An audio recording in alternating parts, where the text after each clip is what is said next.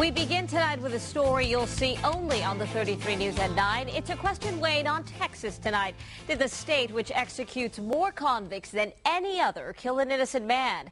Today in Austin, a panel began the search for the truth. The 33 News spoke to the last man standing in the controversy. Our Dawn Tongas joins us with her interview with the one person who may have the answers. Dawn?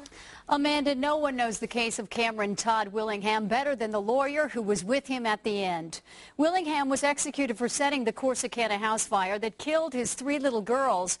But there are skeptics who claim he was innocent.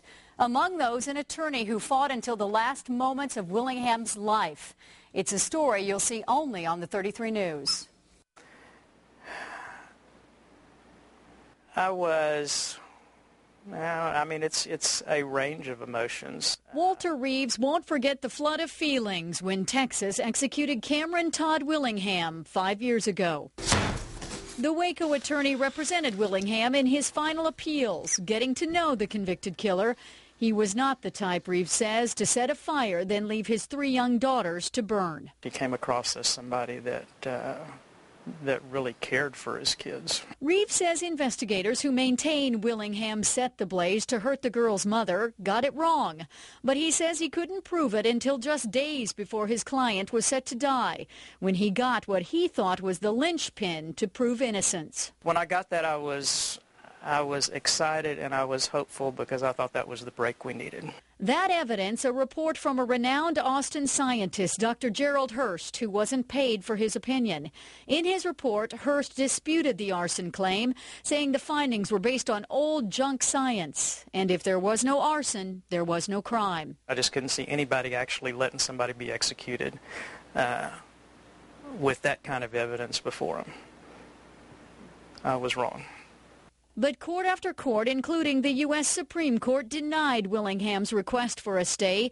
Reeves says refusing to look at the arson report because it didn't qualify as new evidence and was discovered too late.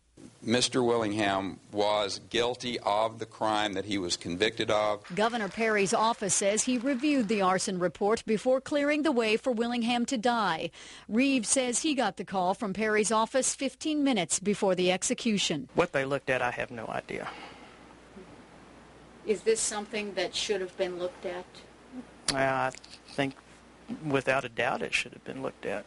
Reeves believes there are a lot of people with blood on their hands over Willingham. Plenty of blame to heap, he says, including on himself. I had a client that I believe was innocent and was executed, so yeah.